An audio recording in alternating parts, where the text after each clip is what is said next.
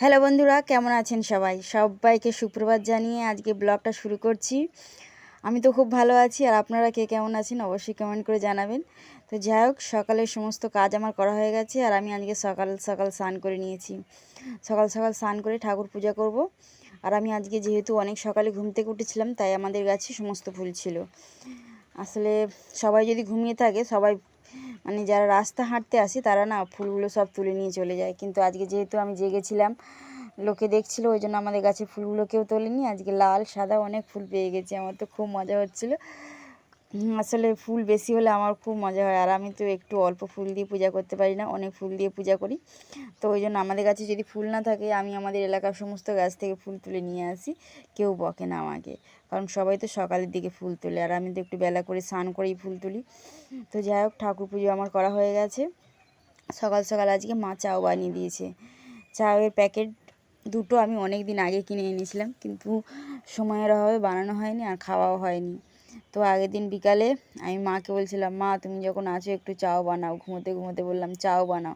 মা বললো রাত হয়ে গেছে, সস কিনে আনতে হবে, আর ডিমও ঘরে ছিল না। ঠিক আছে, সকাল হোক বানিয়ে দেবো। তো সকাল হতেই মা চাও বানিয়ে রেডি করেছে।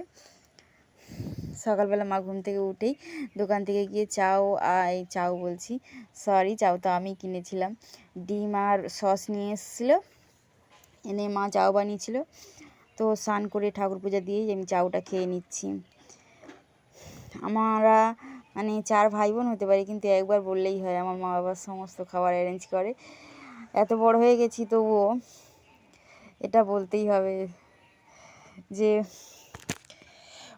আমার অনেক বন্ধুরাও বলে যে মাকে বললে মা বানিয়ে দেয় না, কিন্তু আমার মাকে বললে আমার মা ঠিক বানিয়ে দেয়। তো আমাকে বানাতে হয়নি, মা চাউটা বানিয়ে দিয়েছিল।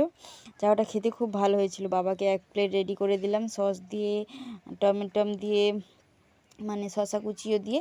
তো মাই সমস্তটা করে রেখেছিলো, তো আমি একটু গুছিয়ে বাবাকে খেতে দিলাম। তারপরে আমার জন্য 1 প্লেট নিয়ে খাচ্ছিলাম। তারপরে মা কাজে চলে গেছে, আর বৃষ্টি পড়ছিল সকালের দিকে একটু, তো ওই জন্য মায়ের শাড়িটা বাইরে মেলেনি, আর আমারও না ড্রেসগুলো আমি বাইরে মেলিনি। তো একটু রোদ হয়েছে, হাওয়া বাতাস হচ্ছিলো, তো ওই জন্য আমি মায়ের শাড়িটাও বাইরে মেলে দিলাম, নাইটিগুলোও মেলে দিলাম। হাওয়া বাতাসে একটু শুকিয়ে যাবে। বৃষ্টিটাও এখন হচ্ছে না, সকালের দিকে কিছুটা বৃষ্টি হচ্ছিল। তো স্নান করে নিয়েছি আর জামা কাপড়ও মেলে দিচ্ছি। এখন তো মোটামুটি কোনো কাজ নেই, রান্নার জোগাড়টা করতে হবে। সকাল সকাল আমার ঠাকুর পুজো করা হয়ে গেলে আমার দিনটা খুব খুব ভালো কাটে বন্ধুরা। সকাল সকাল আমার ঠাকুর পুজো করতে খুব ভালো লাগে। তো যাই হোক, চলো এবার রান্নার কাজটা শুরু করে ফেলি। তো দুপুরবেলা রান্না খাওয়া হয়েছে আজকে মোটামুটি মাছের ঝোলে ছিল, মাছের ঝোল হয়েছিল। বাবা একটা বড় মাছ এনেছিল, সেটাই দিদি রান্না করেছিল, আমি মাছটা ধুয়ে দিয়েছিলাম। তো খেয়ে দিয়ে ঘুমাচ্ছিলাম। তো বিকালের দিকে একটু হাঁটতে বেরিয়ে পড়েছি। আমার বিকালবেলা রাস্তা হাঁটতে খুব ভালো লাগে। তো বিকালে দিদি কাজগুলো করছিল, আমার কিছু কাজ করতে হয়নি, যেহেতু আমার হাতটা তো অতটা সুস্থ নয়, তাই আমার অত বেশি কাজও করতে হয় না, অনেক কম কাজ করতে হয় আমাকে। তো বিকালের দিকে দিদি ঝাড়ু দিল, দিদি বাসন মাজছিল, আমি একটু হালকা হালকা কাজই করি। তো একটু রাস্তাটা ঘুরতে গেছিলাম, আমার খুব ভালো লাগে বিকালের দিকে একটু ঘুরে আসলে। আর আমি যেহেতু একটু মোটা, আমার তো একটু হাঁটাচলা করাই উচিত। বাবা তো সবসময় বলে একটু হাঁটাচলা কর, একটু হাঁটাচলা কর, মোটা হয়ে যাচ্ছিস। আমার ভাই তো আমাকে কিছু খেতেও দেয় না, মা বলে কম কম করে খা, মোটা হয়ে যাচ্ছিস, বিয়ে দেবো কী করে। তো যাই হোক, সন্ধ্যা হয়ে গেছে, মাথার চুলটা আঁচড়ানোর সময় নেই এখন। আর সন্ধ্যাবেলা আমি কিন্তু চুল না আঁচড়াই না, সবাই বলে যে একটা ভাই অমঙ্গল হবে, ওই জন্য আমি সন্ধ্যাবেলা একটু চুল আঁচড়াই না। হয় বিকালে চুল আঁচড়াবো, নাহলে রাতের দিকে 8:30 9টা নাগাদ চুলটা আঁচড়াবো। সন্ধেবেলা আমি কিন্তু চুল আঁচড়াই না কখনো। তো ওই জন্য জামা কাপড়গুলো পটাপট ভাঁজ করে নিলাম। আমার মায়ের 2 3টে শাড়ি, তো সেগুলো ভাঁজ করলাম। আর যে সমস্ত ড্রেসগুলো ছিল ফটাফট ভাঁজ করতে হবে, কারণ আমাকে সন্ধ্যেবেলা কিছু খেতে হবে। আমার না সন্ধ্যেবেলা কিছু না খেলে কেমন মনের মধ্যে হয়, কিছু খাইনি। তো আর আমার একটা রোগ আছে যে কিছুক্ষণ পর পর কিছু খেতে হবে, কাজ করি আর যাই করি কিছুক্ষণ পর পর আমার খেতে হবে, আমার মুখটা চালু রাখতে হবে। তো এখনও অনেক কাজ পড়ে আছে, রান্নাঘরের বাসনগুলো গোছাতে হবে। সকাল থেকে বাসন মাজা হয়েছে, সকালবেলা, দুপুরবেলা, আবার বিকালে অনেক বাসন জড়ো হয়ে গেছে, সমস্তটা গুছিয়ে রাখতে হবে। তো চলো রান্নাঘরে চলে এসেছি, বাসনগুলো গুছিয়ে নিই।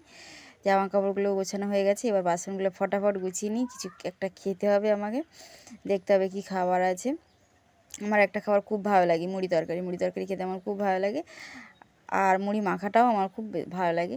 তো যাই হোক, মা এলেই আমি খাবো, তার আগে কিছু একটা খেয়ে নিতে হবে। মা এলে তো বাবা মায়ের ফেভারিট চাটা খাবে। আমার মা কিন্তু চাটা খুব ভালো বানায়, আর আমার বাবা কিন্তু মায়ের হাতে চাটা খেতেই খুব পছন্দ করে। আমরা চা বানালে খেতে চায় না, পরে তোর মা আসুক চা বানাবে তখন খাবো। আমার মা 8:30 9টা বাজলেও চা বানিয়ে দেবে, তো আমার বাবা খাবে। তো বাসনটা আমার মোটামুটি গুছানো হয়ে যাচ্ছে।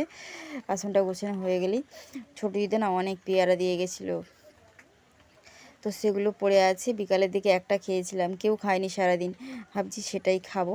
তো বন্ধুরা, মোটামুটি সন্ধ্যাবেলার কাজ আমার করা হয়ে গেছে, জামা কাপড় ভাঁজ করা হয়ে গেছে, আর বাসনও গোছানো হয়ে গেছে। এবার কিছু খেতে হবে, কি খাই।